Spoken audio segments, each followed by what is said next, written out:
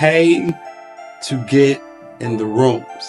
Because the higher you pay to get in the room, not only the higher level of information you get, but the more abundant mindset the people in the room are going to be. If somebody spent years or decades working on something and you get to get it in minutes, you just saved yourself years or decades. Right.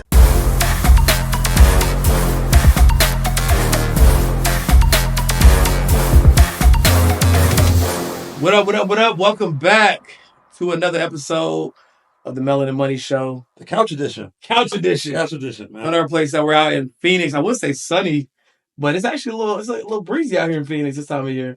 Yeah, you weren't born in Chicago, so you don't understand. Yeah, I don't understand how what these weather patterns work. Yeah, so it's warm enough. It's warm enough for me. It's warm enough. Lord knows they ain't going to Chicago.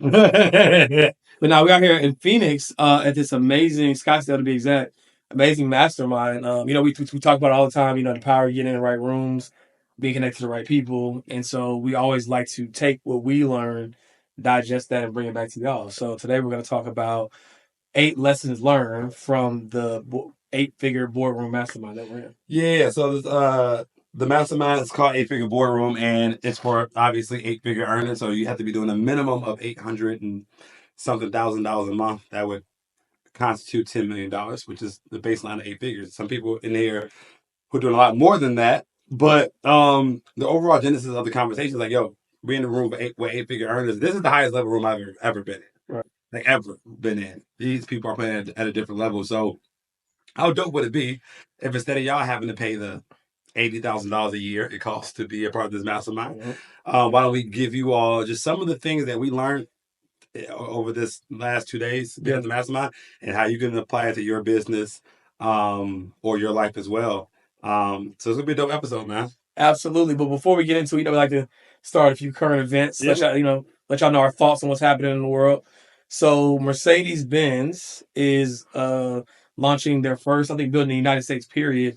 So I think it's going to be like a condo tower in Miami. In Miami, of course it's in Miami. Yeah, of course it's in Miami. Yeah. What I think is so dope about it is we've also done episodes on brand, right? Like Mercedes is known for having an amazing car brand, but their brand is so good that it extends beyond the car, right? So what happens is you get on Expedia or wherever it is you book your hotels from, and you see, well, shit, Mercedes-Benz has a hotel. I don't know if it's a hotel or condos, whatever, but there's condos or hotel available. Like, you're automatically going to think it's luxury because of the brand that they've created with the car. And they already have a plethora of loyal customers who bought Mercedes. Like, imagine taking your Mercedes into your Mercedes-Benz fucking building. You know what I'm saying? It's like how Apple, once you get one Apple product, you want to get everything else, right? So quality product and a brand, right, will allow you to continue to expand your market share for however far you want to take it. So I just thought that was something cool to reference, because some of y'all are thinking about, I want to do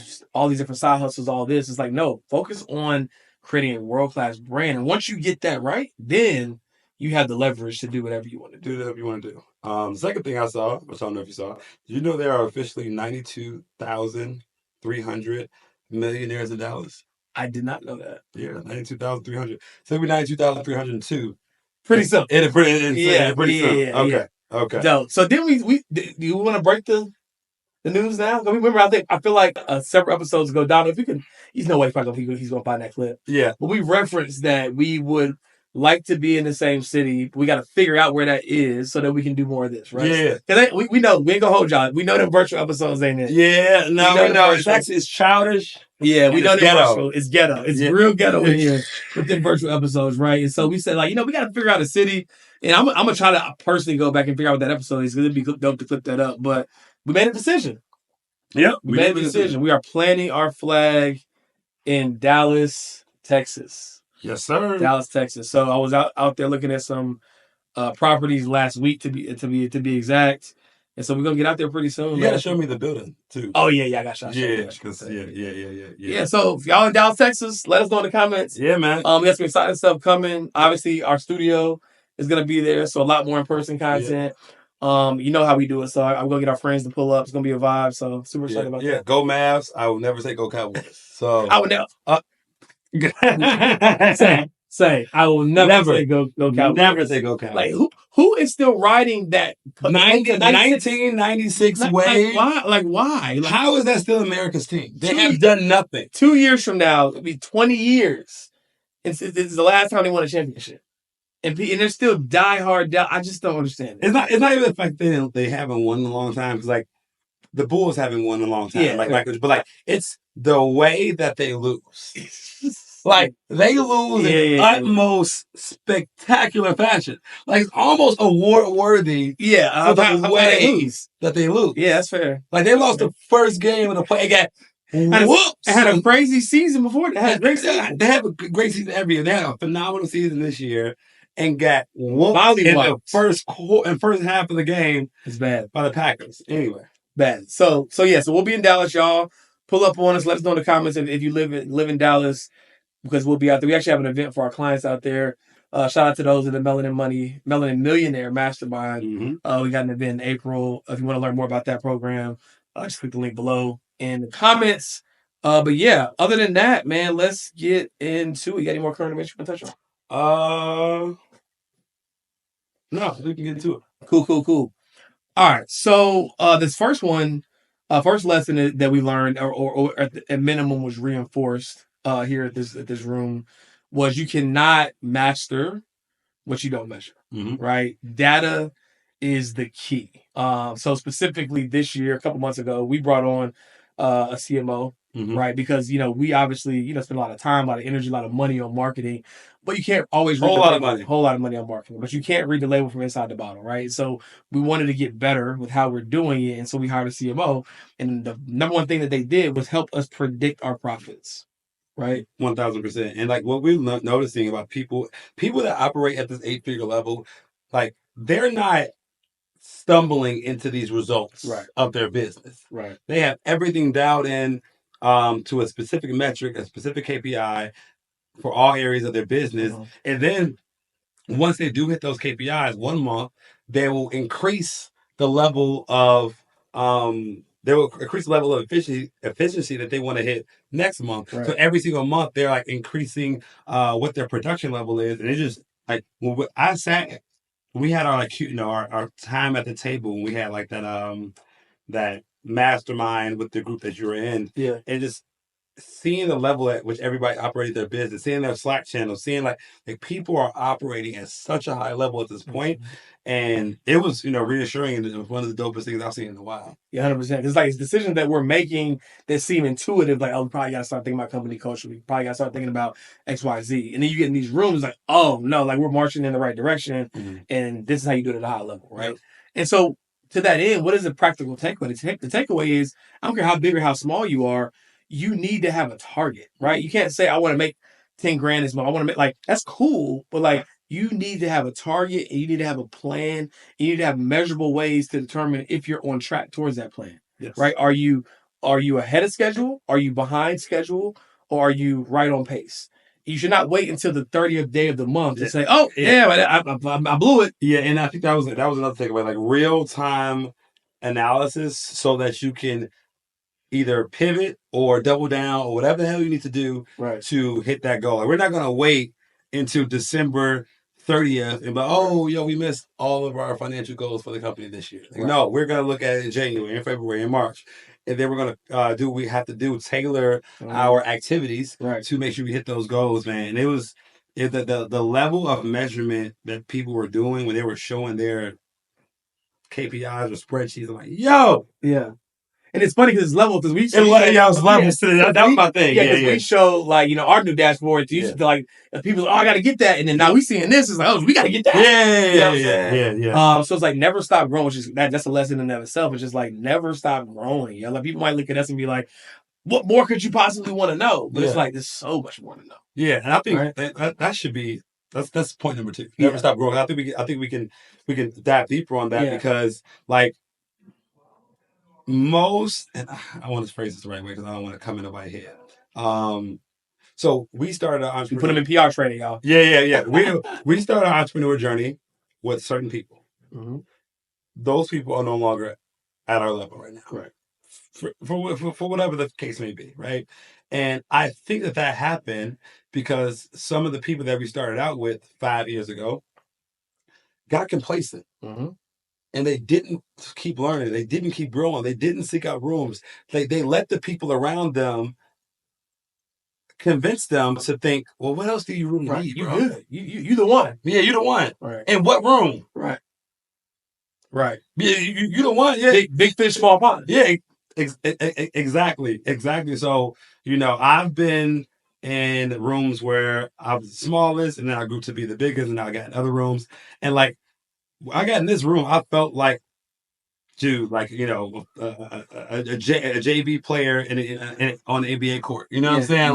Like it's people in the room that are playing at such a high level, and just being around these people changes your standard of excellence and your standard of what's okay and your standard of what to shoot for. Like some people in there were like, oh yeah, bro, like we're only at $4 million a month right now.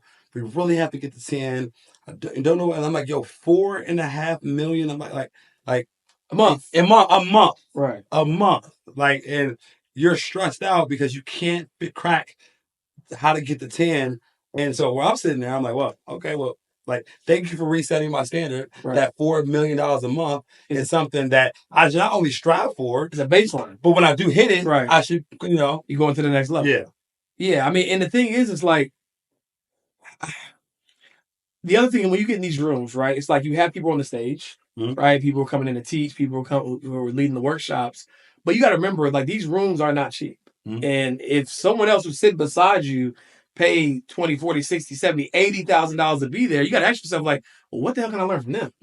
Like when we go to masterminds, 80%, I would say. I mean, you definitely get some gems from the stage, but 80% of the nuggets that we take away is from the hallway conversations, right? So get in these rooms and don't like expect to be like, oh man, I paid all this money. This person who hosting this mastermind, he better be on stage for 8 hours straight. Like, connect with he was only on stage for an hour the whole time. The whole time. Yeah. You know what I'm saying? The joy is creating the room and the environment, right, that you weren't able to create on your own. Right? Yeah. That you weren't able to create on your own. So that's the key. Yeah. Yeah, and I think that, so I know we picked our 8 points, but I'm gonna just, like, the points are coming to me, so like we're gonna just figure this. I mean, mad again, bro. So we on 3? Yeah. And if y'all, speaking of organic, if y'all heard that was room service. Yeah. Coming to bring us some coffee. Yeah. We've been masterminding all day, so make sure we can need a midday espresso. I would say lesson number 3 is that the higher you go in business, or the higher the level of the room, the more giving the people are in the room. Yes. We literally just, after lunch, sat down with somebody about a business strategy, and he broke the entire thing down from start to finish to behind the scenes to in the dashboard, sent us the work that he's been working on for the last 8 months at least. 8 months at least. Yeah. Hundreds of thousands of dollars in testing that he had to do to get this right. He just gave it to us. And there's 2 lessons in that, right?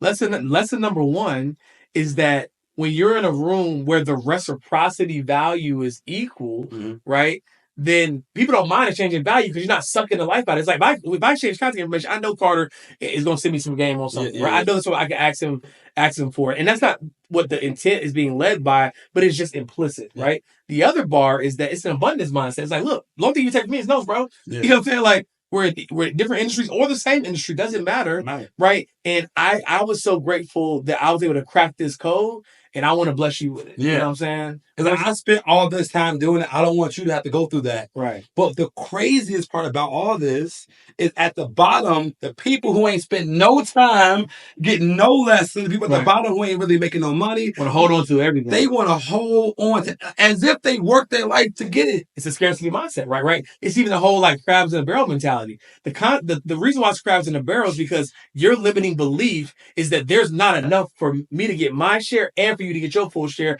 So I got to pull you down, or I got to hold mine close to the chest. Yeah. But when you get into these rooms, you realize like, oh, he can make 8, he can make 8, she can make 8, they can make 8 figures. And if you're not taking enough from my pockets, you have cracked the code of understanding that there's enough for everybody. They haven't cracked the code. People who are still striving haven't cracked that code. They think that me leveling up is going to take something from you. Yeah. We can't do it at the same time. Exactly. And that's why, as you know, again, guys, we not y'all not putting money in our pockets, but we tell y'all like pay to get in the rooms. Because the higher you pay to get in the room, not only the higher level of information you get, but the higher the more abundant mindset the people in the room are going to be. Like if somebody, and we're going to talk on this point a little bit later, but like if somebody spent years or decades working on something and you get to get it in minutes, you just save yourself years or decades. Right. People in these cheap rooms, bro. I remember I used to go to free networking events 3 times a week. You and me both. Yeah, okay. Like your clients. Yeah, bro. And everybody, and nobody gave game in those rooms. Right. It was I was just a bunch of like, what do you do? What do you do? Like versus like well, let's talk about some actual value. Yeah. You know what I'm saying? Like we actually sitting down and like exchanging ideas, getting put in a group chat to get connected with the person, go get you the software. It's like it's just a different level. You know what I'm saying? And when you pour into yourself so much, you like are eager to give it away. But I got game and sauce for days. You know what I'm saying? The sauce on the side of the refrigerator to be there for a little while. Yeah. Some people got the juice, some people got the sauce. You know what I'm saying? I got the sauce. You know what I'm saying? It's gonna be in the refrigerator for a little while. What's the difference between juice and the sauce, bro?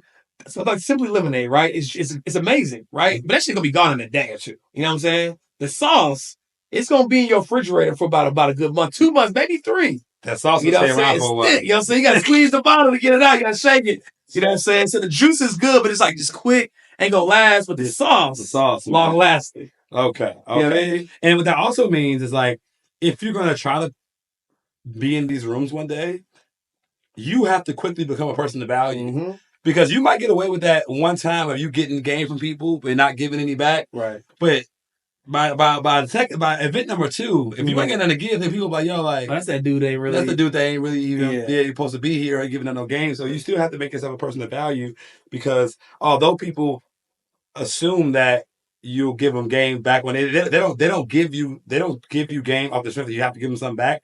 But everybody's in a mindset of abundance, and if you're looked at as a person that's holding your things close to the chest, people are not going to respect you, and they're not going to. Right, because that's what they're going to assume. Well, you're in the room, so surely you have value, but you're not sharing that value. So maybe you don't have. You're either selfish, right? Selfish, or you don't have value. Either way, I don't want any part of it. Either way, right? So make sure that you level up because we did mention that at lunch. We were like, this is one of those masterminds where like. If you're not already at a certain level, you're not gonna get no. You're not gonna get nothing from it. You're gonna be overwhelmed. Yeah. Like it's like literally go to a foreign country and somebody speaking a different language, right? So also be mindful of like don't just try to just throw money like I'm gonna get that room because like have you got that room? Don't skip levels, man. You know get ready, man. Don't skip levels. Then you see the boss on a stage. You ain't got the arsenal to fight the boss. Like chill out, chill out. Yeah. So definitely be mindful of the rooms, but be willing to get in the right rooms. Yeah.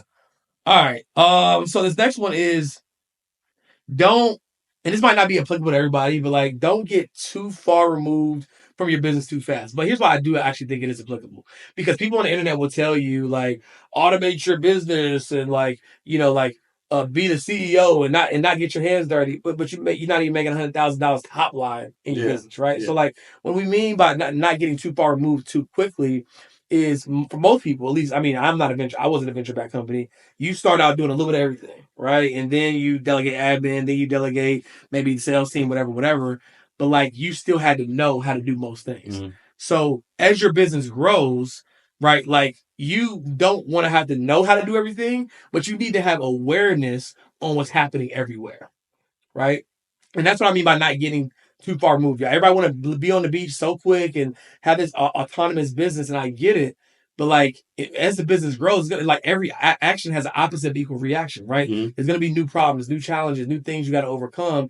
And even though you might not be the one doing all the work, you need to have awareness and clarity on what's happening, which is a direct correlation to our first point about KPIs. Yep.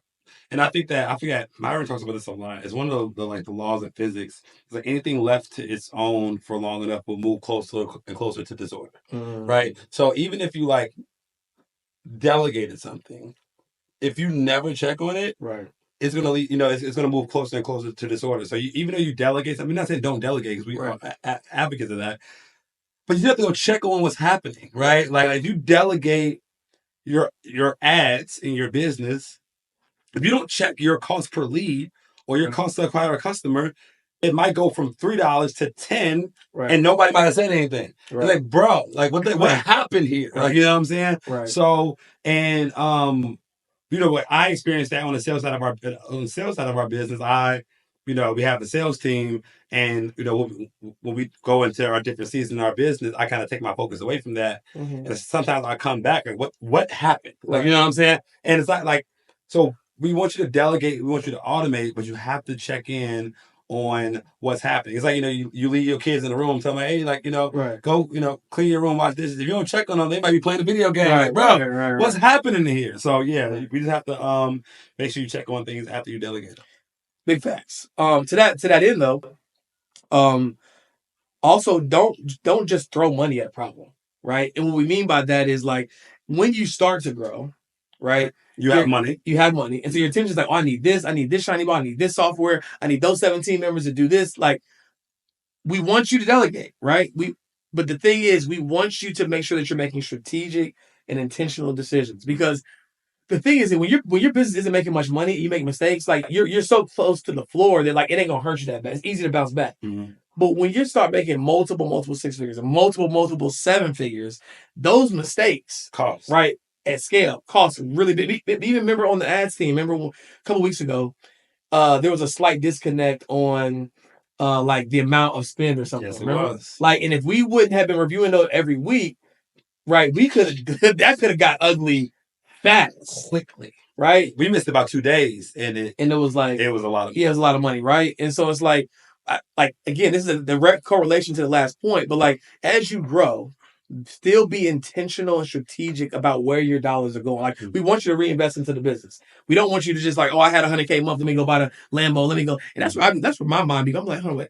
I'm connecting dots on like what you told me you made. And the purchases you make, and I'm just like, the financial advisor in you, like, I'm no mathematician. Right, that but math is not math. It's not mathing, right? I don't see people in corporate America tell they got a tech job and they got a Urus.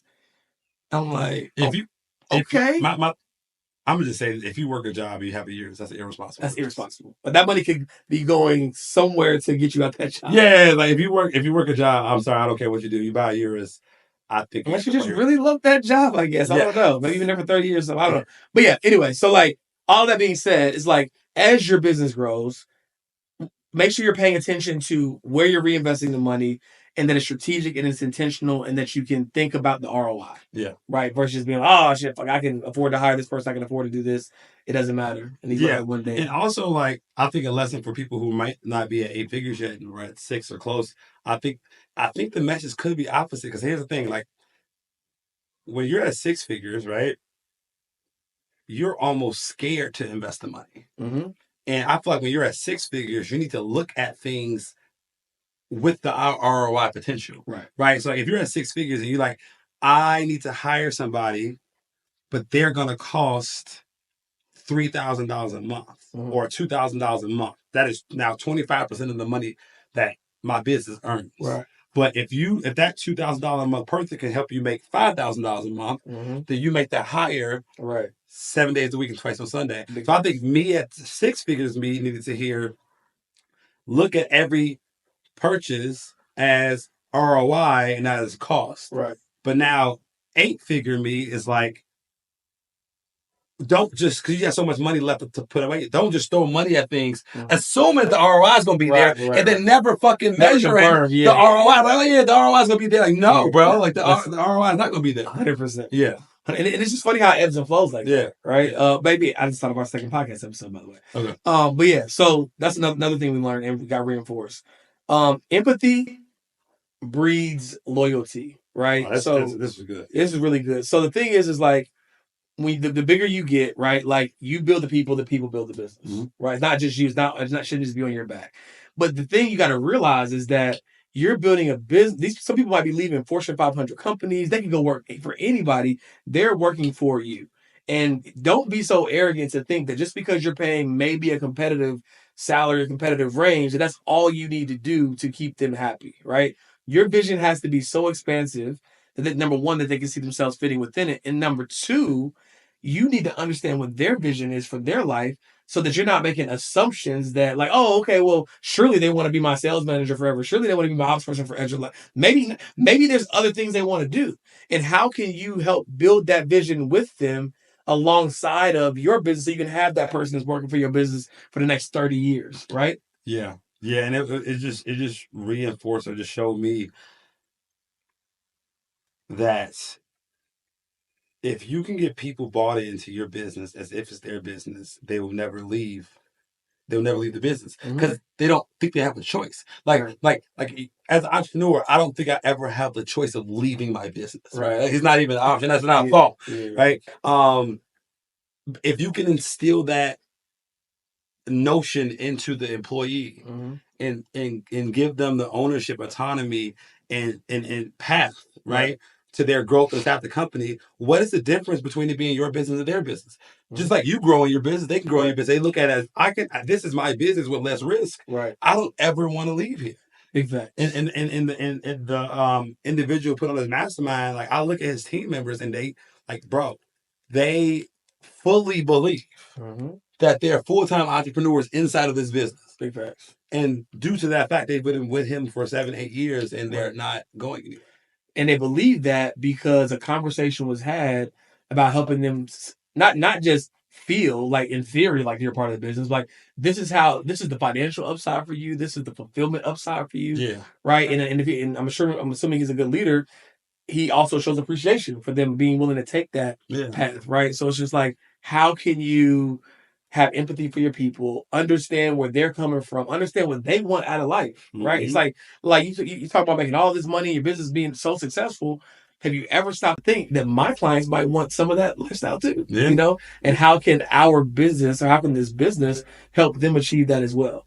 Yeah, because he said, he sat down with one of his team members. Is like, I want to, earn this X amount of money and have this lifestyle one day. He was like, well, let's discover that together. Because you can achieve that in this business. And they're like, you seriously think I can achieve these goals in the business? Yeah, let's map it out. Boom, boom. Right. And the person's like, oh, well, bet. Like, I'm not going nowhere if I can do this. Like, so, and I know that the difference between getting from 7 to 8 or 8 to mid 8 or 9 is not going to be hustling. Right. It's going to be the amount of A players and people you can get into your business, have them adopted as their own, and have them do the things in their department that's going to help you all scale across the board. Right. And give them true autonomy, right? Yeah. Don't cut them off at the knees and make them think that they have autonomy and then you're like, no, can't do it, right? Yeah. Give them true autonomy. Actually give them a piece of the business in terms of an upside standpoint.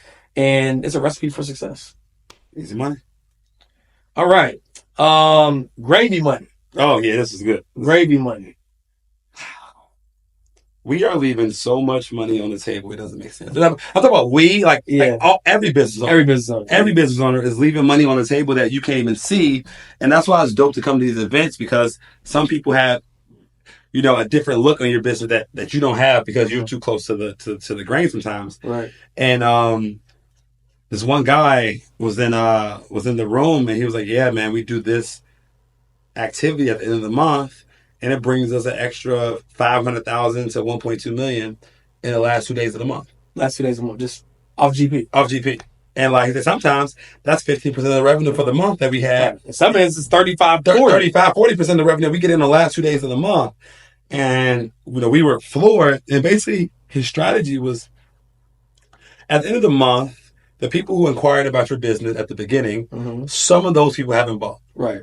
So if it's March and probably 50%. Yeah. Most people have a 50% close ratio. So at least 50%. Yeah. So if 100 people inquired about your business, 50% actually bought something from you. Right. There's 50% of people who showed vivid interest. Didn't say no. So they're thinking about it. Got to ask the spouse, whatever. Right. Whatever. And just like car dealerships at the end of the month, their salesmen have to hit a quota. So their salesmen usually call up all the people and give them some type of deal or some type of urgency or scarcity method to get them to purchase the car before the end of the month. So why don't we do that in our business as well? Like the last 2 days of the month, do your best to get all those people who said no in a room, whether it's virtual, in person, mostly virtual, and and get them all in the room and say, hey, guys, you all show interest in our product or service. Mm-hmm. The month is about to end. Our prices usually go up, and they usually go up every month. So if you want this service, I'm going to give you this final chance to get it, and I'm going to give you this bonus, and I might give you this discount rate, right? So you can get it. So you can get it if you get it before the end of the month. And most people have some cash flow before the end of the month because rent isn't due. Right. You know what I'm saying? So you want to get that money. You want to get that scratch. You want to get that scratch before rent's due, bro. Real talk. You know what I'm saying? Yeah. So if you do this event, you can be able to pick up so much gravy money at the end of the month that you weren't getting because you didn't get those people in the room and give them one more offer. And if you're doing paid advertising, right? These are people that you already acquired, paid to get in front of. Right. So that's why it's gravy money, because like you already got them. Now just close them. Facts. So. Get that gravy money. Get that gravy money, y'all. Like it's Thanksgiving, man. Get that gravy money, y'all. For real. Y'all gonna be thanking us later. Y'all eat great. Y'all, people eat mashed potatoes for Thanksgiving. Y'all eat mashed potatoes? Yeah, put the gravy on it. Bro. No, we don't eat mashed potatoes for Thanksgiving. Wait, first of all, do you put like sugar or do you put sugar or sugar on grits? Yeah. Salt. Sugar on grits is crazy. Since sugar on grits is diabolical. Sugar on grits is like you got some internal issues. Yeah, no, I eat mashed potatoes with gravy. That's not one of the items we have on there. Oh, okay. We about to go down the rabbit hole. Speaking of this gravy and eating out, did you hear about that fucking restaurant? Oh, we talking about the one with the live entertainment? Bro. Yeah. Bro. So the reach of the week. Yeah, bro. Yeah, reach of the week. The reach of the week. Yes. So there's this restaurant. I think it's called like Kitchen Cocktails or something. Well, I won't matter. I won't be there. Right. Yeah. They apparently. So imagine you just eating. You got that little bed, and it's usually just okay at best. Yeah. Playing the cover band, playing songs that ain't there. Yeah. You know what I'm saying? You eating or whatever. You get the bill, and you see a line item for $25. Entertainment fee. Live entertainment fee. Yeah. Like, live entertainment fee. You mean them? Those guys? Those guys? I think not. Yeah, man. And the crazy part about that is if you got 20 tables at your restaurant, right? You know what I'm saying? And the crazy part is they probably giving them a fraction. They're not giving them that money, bro. Right? They're not giving them that money, bro. But yeah, that's crazy. Yeah. So if I'll tell you right now, if you put a live entertainment fee on my bill, I'm reporting the whole thing is fraud.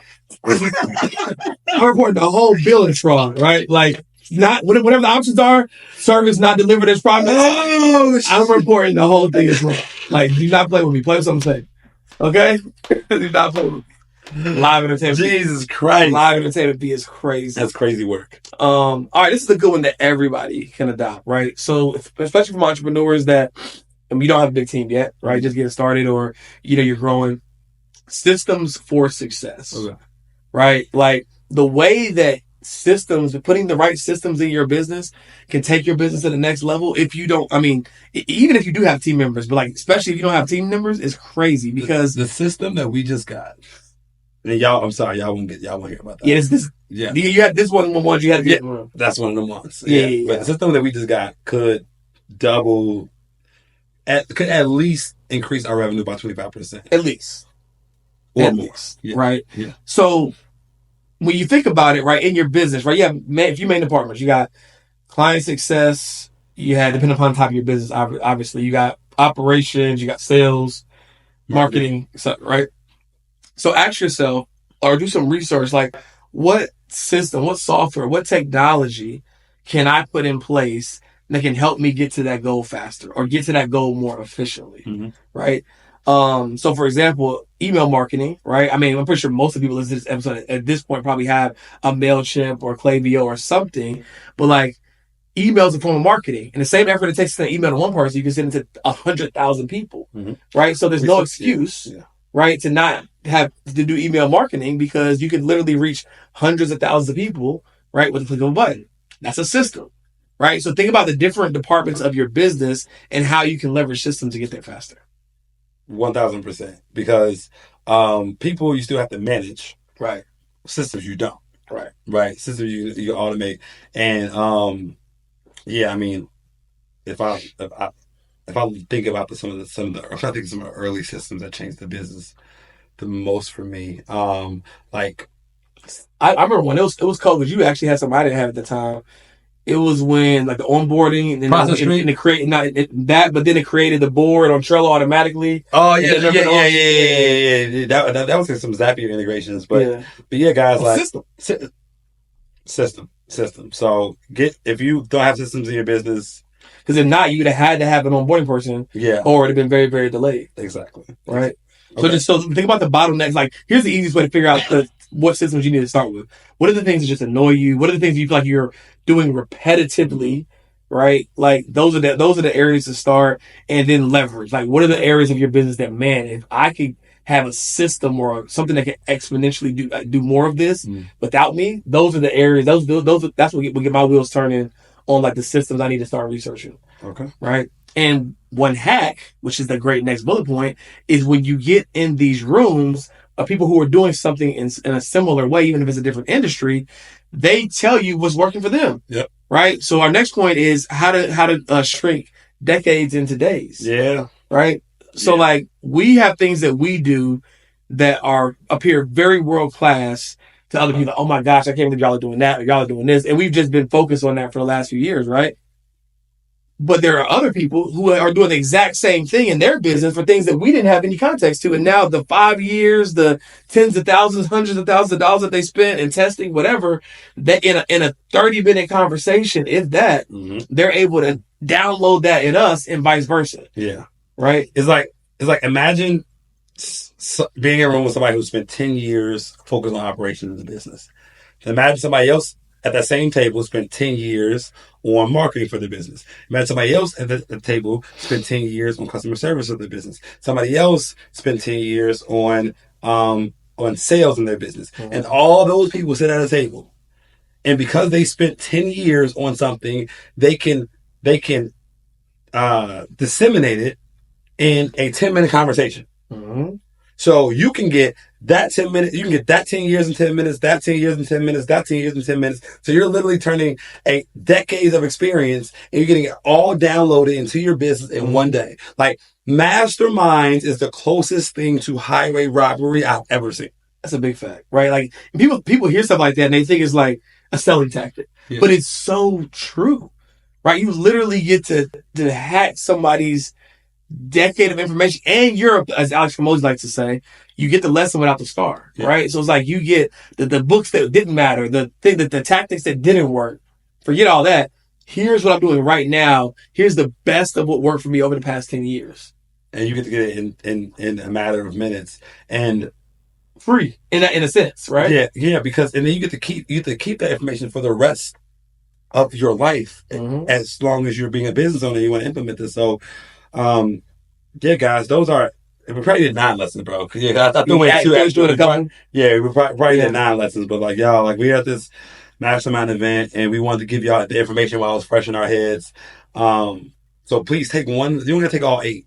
Right. Take one of the things that we told y'all, implement in your business, and don't think you got to get to 8 figures. Like 5, 6, 7, 8, wherever you are, implement the strategies that can help you get to the next level the fastest, and you'll be good to go. Right. So with that being said, y'all, thank y'all for tuning in to another episode of the Mel and the Money Show. Make sure that Couch edition. Make sure that y'all like, subscribe, and share this with somebody else. The same way we're sharing this information that we paid a lot of money to be in this room. Share this with someone else who you think this could be beneficial for. And if you're really feeling spicy, let us know in the comments which was your favorite takeaway and which one you're going to execute on first. Peace.